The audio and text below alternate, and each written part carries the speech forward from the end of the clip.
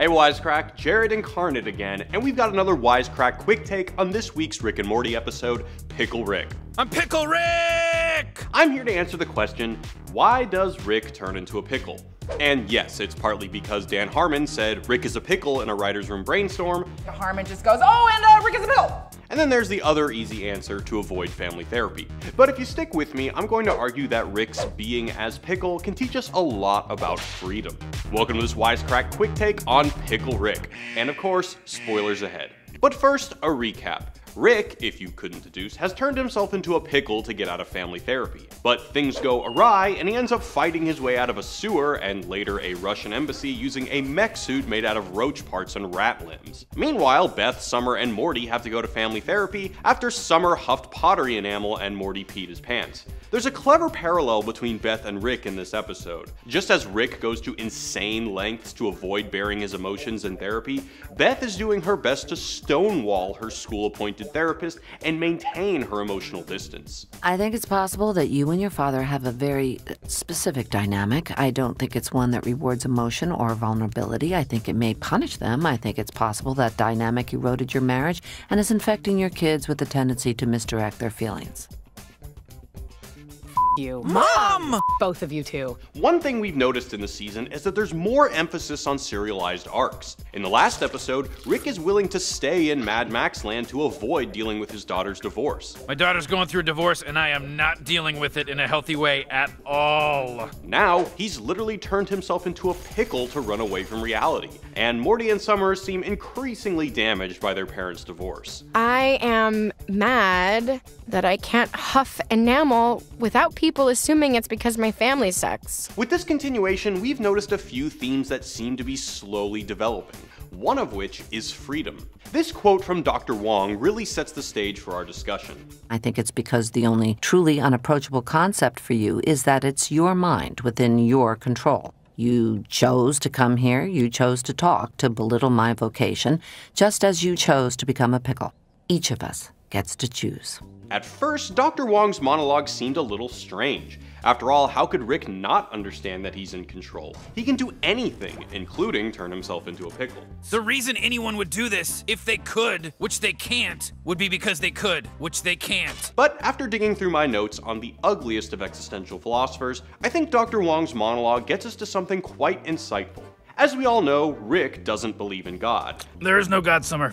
Gotta rip that band-aid off now, you'll thank me later. And for philosopher Jean-Paul Sartre, godlessness means we are radically free to define our own existence. But instead, we choose to do things based on social pressures, or who we think we're supposed to be, and all kinds of other bullshit.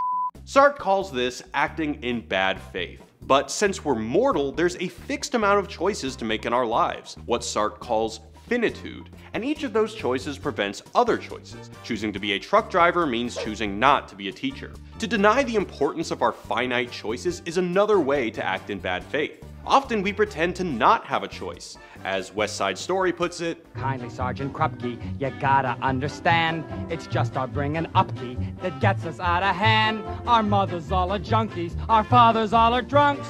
Golly Moses, naturally we're punks. Essentially, the hoodlums know they're acting like a bunch of little shits, but instead of choosing to be better, they relinquish their choice and blame it on their negligent parents. That's why I'm so bad. They just can't help themselves. But what's unique about Rick is that he doesn't deal with finitude. He deals with infinitude. My access to infinite timelines precludes the necessity of attachment. Rick has to grapple with the exact opposite of what Sartre proposed, because to call back to season 1, there's an infinite number of realities, Morty. Whereas Sartre criticizes the person who won't take responsibility for their choices, Rick thinks he doesn't have to, because he's already made them in all the infinite versions of himself. If Sartre said the human condition was one of finite choices, well, Rick has transcended that human condition with science. But as Dr. Wong suggests, justifying your actions with the multiverse or your godlike intelligence isn't a solution. Because although intelligence can help you make a decision, you still have to make the decision.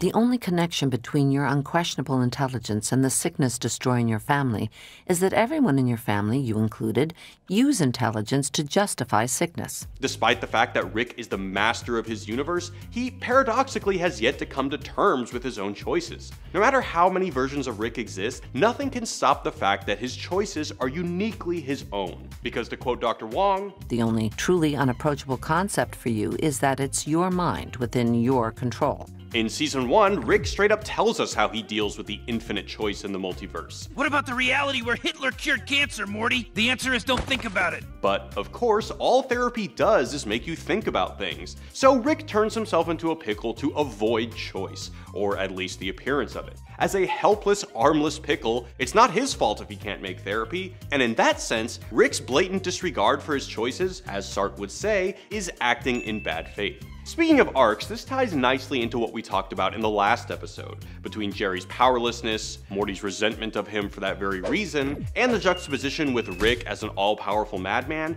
I don't respect therapy because I'm a scientist, because I invent, transform, create, and destroy for a living, and when I don't like something about the world, I change it. This season is really leading into ideas of agency, and I'm super excited to see what they come up with next. There's one last thing worth noting, but it's probably more of a stretch. You know the common characterization of Freud's work as everything is a penis? Well, I'm convinced someone in their writer's room probably took this loose connection between a phallic object and therapy and went a little wild with it. But if you want to hear more about this, you'll want to check out the Wisecrack podcast, where we're breaking down every new episode of Rick and Morty. Ryan, Alec, and I talk further about all the intricacies of this awesome episode. So check us out on iTunes or wherever you get your podcasts. Thanks a lot for all the support, guys. Thanks for all the recommendations. Thanks for all the feedback. Really appreciate it. See you later.